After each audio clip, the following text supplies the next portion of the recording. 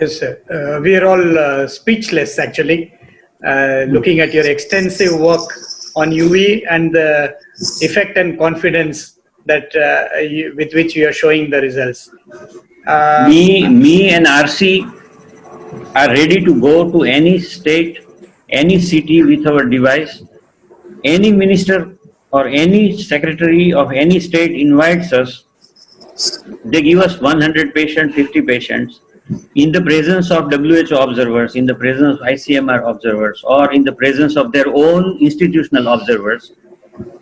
We radiate them in their own presence. We stay there for 3 days. As soon as we radiate, you take a swab. 5 minutes after the radiation, you take a swab, and 6 hours or 7 hours time, the swab will come negative. The next day you take second swab, that will also come negative. Till then, we are ready to stay there. That much confidence we have, and at our own expense, with our own unit, we are ready to go to fight against this corona. So that's something really remarkable. It's totally path breaking. I hope somebody in the government sectors are listening, whoever matters. I want to ask you, sir, at this point, what about the virus which is penetrated beyond the mucosa? I understand this works for the surface, the UV disinfection and destruction of the virus. Right. But what about the virus which is penetrated inside? No, viruses are on the mucosa only. All the viruses are in the mucosal cells only. They multiply in the cell, then they rupture the cell and come back on the surface. See, I'll explain you what happens. When the SARS-CoV virus, let us say 100 viruses have gone into your throat. Right. They will do endocytosis and enter into your goblet cells. They have a preference for the, they have a preference for goblet cell mucosal goblet cell of the upper respiratory tract. Right. So they don't penetrate into the tissues because there they do not have the cells where they will be able to multiply. It's only in the epithelium that they have enough room to multiply, and epithelium is very active cell because it is repairing itself continuously.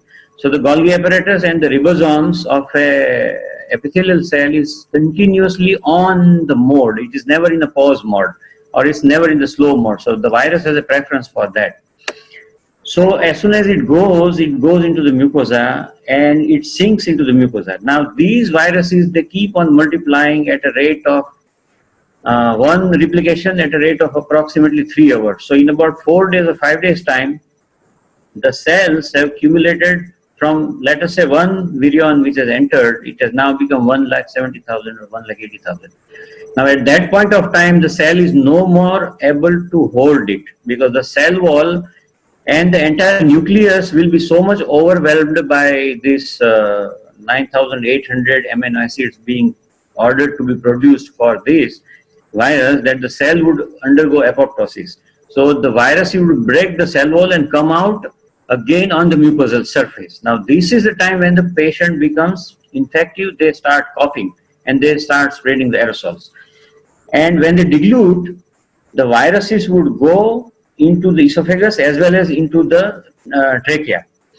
The viruses which go into the esophagus are most of the times killed by the hydrochloric acid which is there in the stomach. But suppose if the patient is on chronic omeprazole, for example, then these viruses can pass on into the small and large intestine and cause appendicitis, or it can cause viral gastroenteritis and can manifest as acute abdomen, which the surgeon would take as an acute abdomen, open up that abdomen, and the surgeon and the anesthetist and the entire staff will get infected.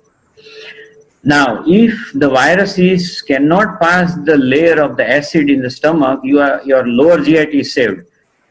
Now they go into the lungs and they invade your lungs, and from the lungs they invade the red blood cells, and that is how the viremia begins.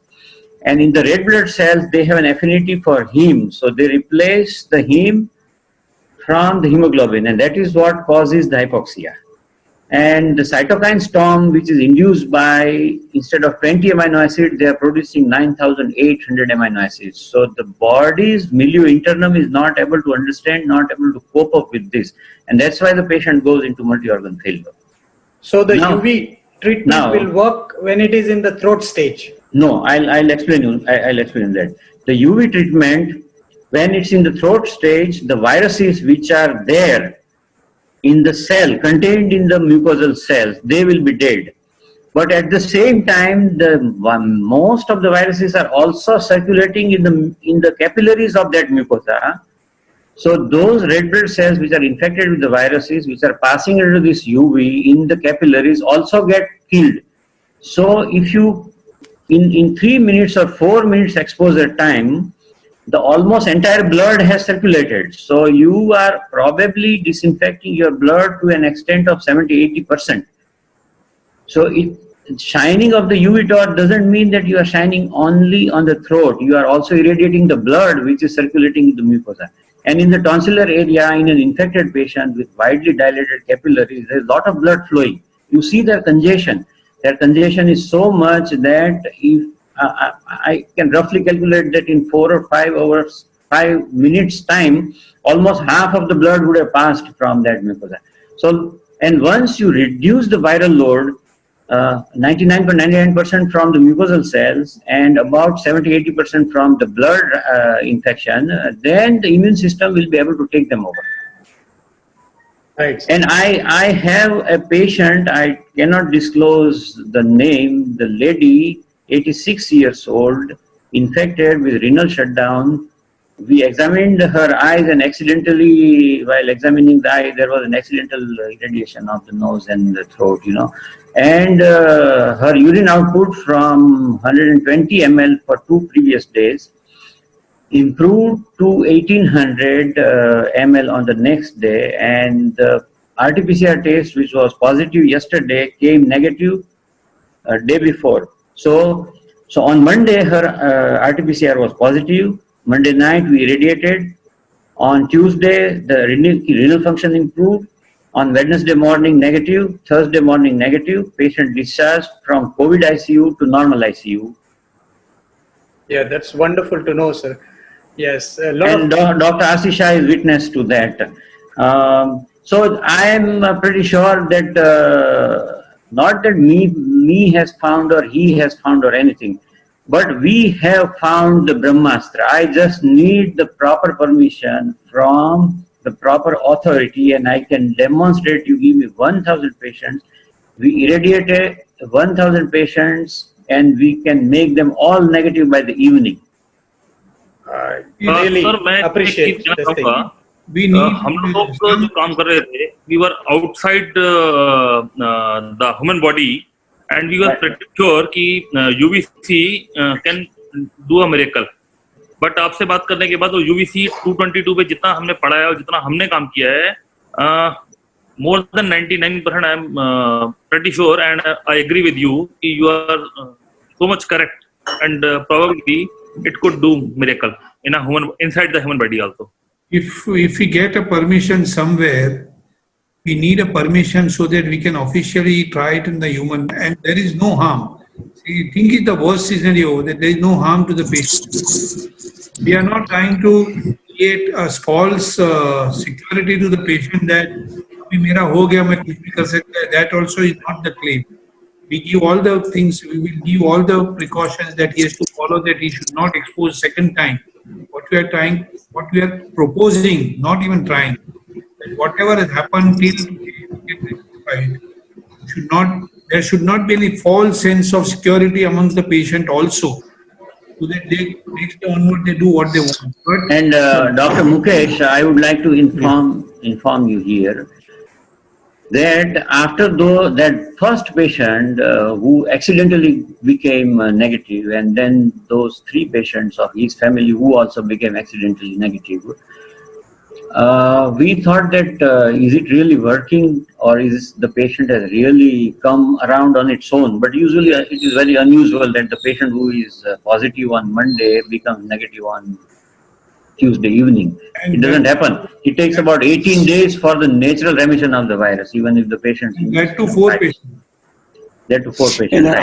So after that, I got a special permission to study it in vitro. So we from in vivo accidental chance finding, we went to that in vitro thing, and in vitro, 150 microliters of the COVID positive, strong COVID positive virus transport medium, we irradiated with various minutes of dosage of the UV, and we realized that 1 minute to 1 minute and 10 seconds is enough to destroy the entire virus, to destroy the capsid, to destroy the genome. The RT-PCR doesn't come positive. See, before irradiation, we take one RT-PCR. After irradiation, we take the second RT-PCR. The second one comes negative, and this we did in 9 samples. Right.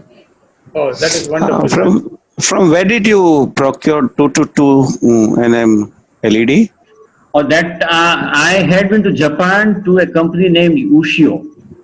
I went to Kyoto conference, and I went to that. So I could get few LEDs of that wavelength from them. It at present now, for what? For doing all my different research. That was in Just October. purpose.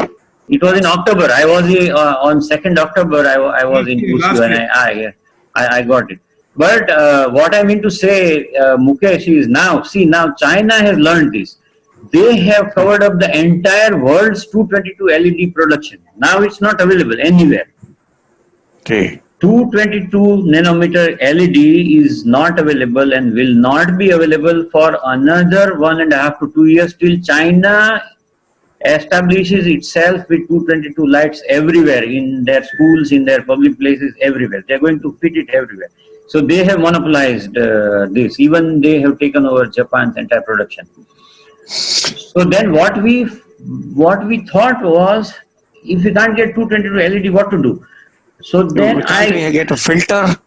Yeah, that's what I'm coming to. So we got a filter. So we made 2 models. I shown you 2. So we got one which is emitting 254, and then I put the filter in front of it. But you cannot have a large filter. The filters are very expensive. So you have to have it small. So the small window is enough to go into the throat. For that much only we need. So that small filter will filter out everything but 222 plus or minus 2 nanometers, so about 280 into 224. So, but the yield decreases, because what you get at 254 is, suppose say 100 joule, then here you get only 18 joule, but that is sufficient for us to kill the virus in the nose and in the throat. We don't need a big gun. But 254 won't work on in vivo? 254 would also work in vivo. Suppose if you open the mouth in front of a 254 tube light for say 30 seconds. But the tube light voltage is very high. Yeah, that wattage is very high. You have to keep it little away. It is 10 feet away. It is possible to do it, but I don't know whether the ICMR will allow. Okay.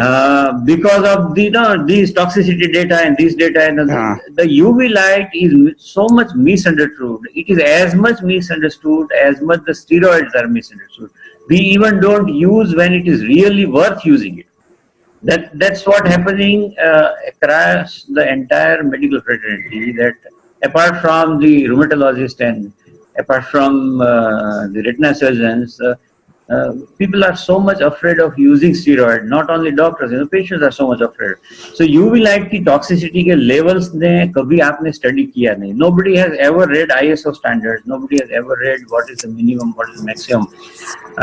खाली एक ही चीज है, आपने UV light toxic, UV light toxic, UV light toxic. तो toxic क्या है, क्या toxicity है, carcinogen है, कब carcinoma होता है? 800 घंटे तक आप expose होंगे जब 3 मिलीजूल के 800 घंटे का एक्सपोजर लेने के लिए आपने कम से कम आधा साल अंदर बैठे रहना पड़ेगा वो रूम के अंदर, तब जाके कार्सिनोमा होगा. 3 मिनट में क्या कार्सिनोमा होगा? 3 मिनट कुछ नहीं होने वाला है. But the regulators, it's difficult to convince sometimes, but I agree with your suggestion that 254 should also work. So till the time that 222 is available, Yes, at 10 feet. 10 feet will be too low, but that we have to work out with a meter.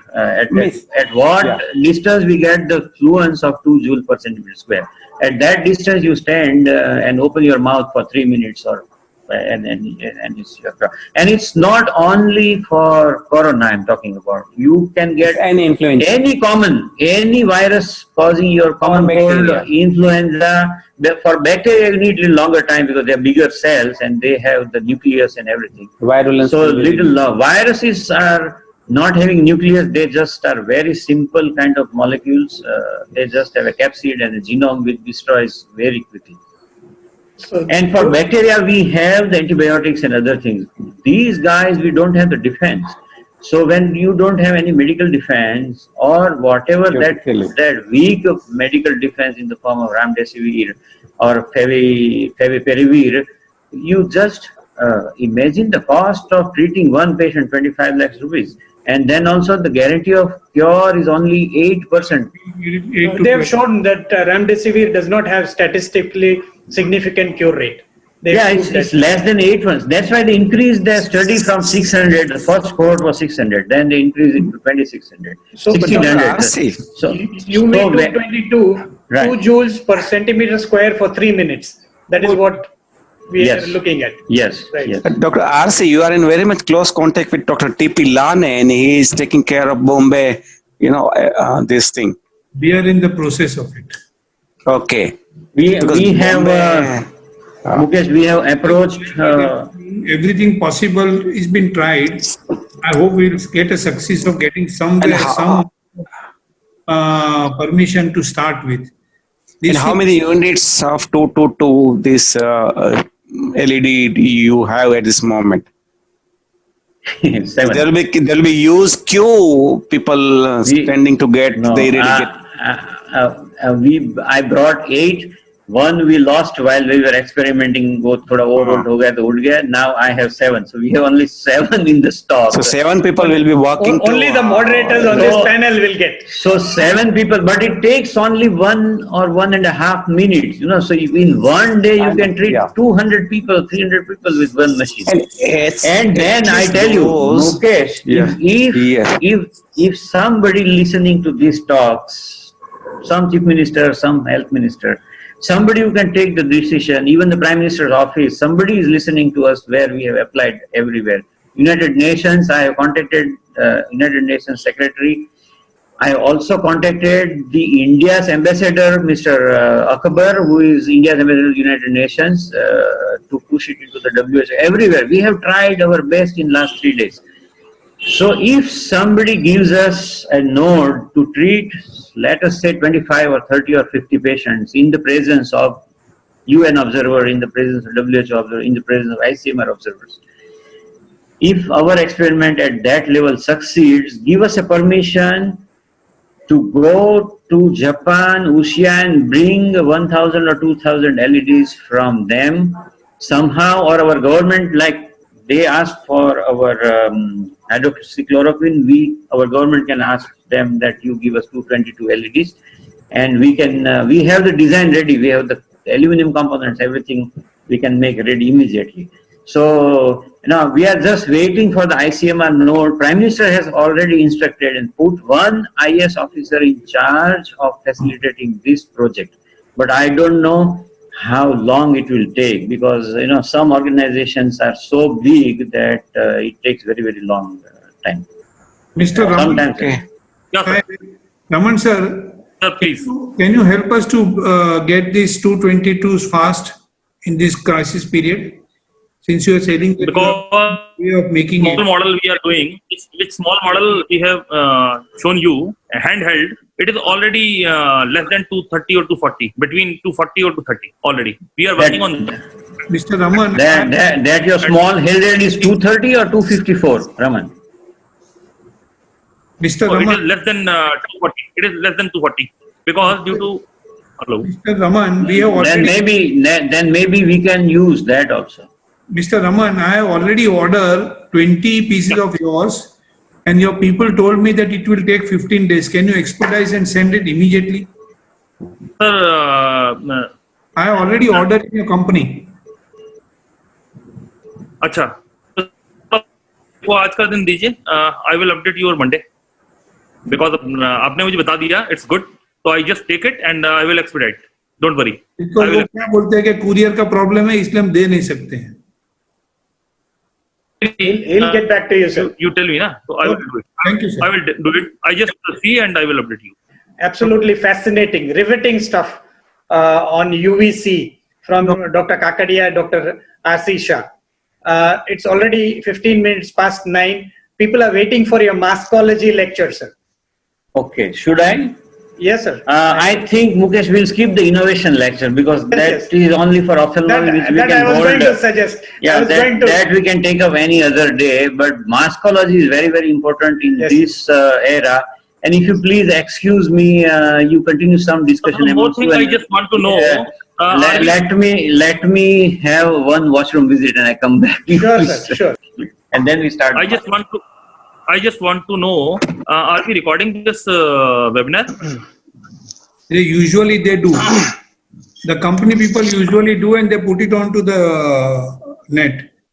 Anyway, if anybody has an answer of this, some of these questions which I got it, other than Dr. Kakadia, does the UV light destroys the coating of the lenses of the microscope? Because that is very important, because if you are losing the coating of the microscope, Dr. Mukesh Bhai Dhodakia, Dr. Jetwas, Actually, see, I'm using the UV light in my OT since almost 10 years. I keep the UV light on 3 to 4 hours before doing surgeries, before my OT session. And since 10 years, nothing has gone wrong with my microscope, or nothing has gone with any optics. Means I have not noted any deterioration in the optics. But practically putting the UV light on and exposing the coated these lenses and knotting it, that practical I have not done at all. Right. And also there is a suggestion that UV light actually damages the plastic, Yes. like switches and No. switchboards and stuff like that. it does not destroy its colors. But it is of negligible amount, no. See, what I have done in my operation theater, that I kept the kept UV light inside, and the switches are there outside the operation theater. So other switches might be getting damaged, but it's not, no. And anyway, The value over of time, that switches are. the switches do get discolored anyway, normally also. Doesn't matter, no. What does it make difference to you? It is inside our OT. What color makes the difference? Woodward Sahab, it discolors the white color, it becomes like yellow. Second, Yeah, it becomes ivory color. Yeah. even your microscope and your phaco machines, if they're coated with the white things, if you're not covering those things, like microscope or a phaco, then it can cause some discoloration to yellowish ivory type of thing. Dr. Kakade, I was asking him what side effect in the color of the microscope or a coating of the microscope lenses happens when you use a UV light as a sterilizing agent. Oh, okay. For the microscope, if it is powder coated, nothing happens because the powder coating is free from any side effect of UV. Most of the time, the colors which we are now doing, the modern colors from Asian Paints or whatever these standard companies, they are also non-UV fading. That's why when you do it, when you do that color on your exterior, the exterior remains as good forever. The only thing which happens is that if your switch boxes, the light switch boxes are not from a company who has provided you UV protected, then it becomes ivory color. From white color, it becomes ivory color. It does not break or it does not frail or nothing happens. Nothing happens. And Only the discoloration. there are two kinds of light boxes and light switches available: UV protected and UV non-protected. So for Agassi, for external environment like the party plots and everywhere where there is direct sunlight heating, the electrical contractor, they usually use the UV protected. So if you use UV protected switchboard, which are little more expensive, inside your operation theater, inside your room, there is no reason for even that to become yellow. Other than that, nothing happens. कपड़े का colour fade नहीं होता है, furniture का colour fade नहीं होता है, रेक्सिन का कलर फेड नहीं होता है. I have been using UV in all my rooms since 1995, and I never have faced any problem related to UV, except Right. this initial time when my first hospital, when we installed UV, all the switchboards became yellow. So after about a year or so, I changed all the switchboards and put the UV protected. फिर से वो जो white है वो white ही रहा है. Right. I think there we leave UV and move on to maskology. There is People are waiting.